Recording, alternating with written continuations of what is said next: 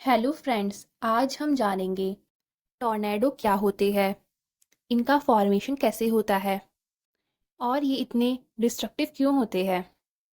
Tornado बहुत तेज rotate होता हुआ एयर इंडेक्स होता है जिसका बेस अर्थ की सरफेस से जुड़ा होता है।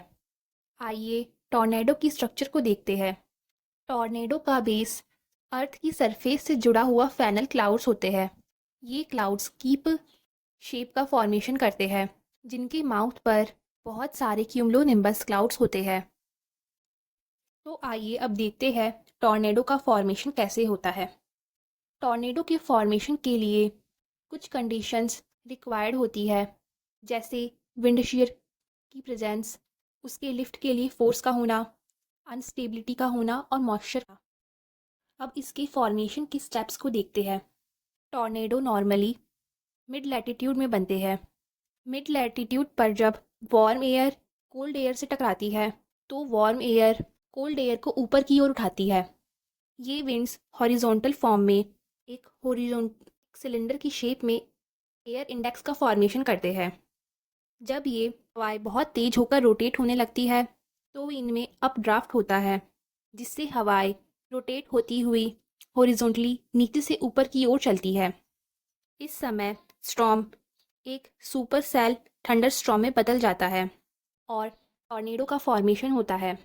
इस तरह वर्टिकल रोटेट होता हुआ एयर इंडेक्स और super super cell thunder storm मिलकर टॉर्नेडो का फॉर्मेशन करते हैं। अब देखते हैं कि ये इतने डिस्ट्रक्टिव क्यों होते हैं। टॉर्नेडो का मेन फीचर इसकी स्पीड होती है। इसकी स्पीड 500 किलोमीटर पर आवर तक तेज हो सकती है, जो कि पेड़ बिल्डिंग्स को आराम से गिरा सकती है। 1989 में ढाका बांग्लादेश में आया हुआ टॉर्नेडो बहुत डिस्ट्रक्टिव था, जिसकी वजह से 1300 लोगों की जान गई थी। ये भूमि पर ट्रॉपिकल साइक्लोन की अपेक्षा ज़्यादा डिस्ट्रक्टिव होते हैं। इसमें धूल भरी आंधी चलती है जो कि फसलों और एग्रीकल्चर को नुकसान पहुंचाती है। टॉर्नेडो बहुत डिस्ट्रक्टिव है, लेकिन इसके कुछ फ़ायदे भी है, जैसे ये अपने साथ नई फर्टाइल सॉइल लाती है। साथ में के क्यूमुलोनिम्बस क्लाउड्स बारिश भी करते हैं और ये नाइट्रोजन फिक्सेशन में भी हेल्प करता है। लेकिन इसके फ़ायदे से ज़्यादा इसके नुकसान हैं। Thank you for watching this video.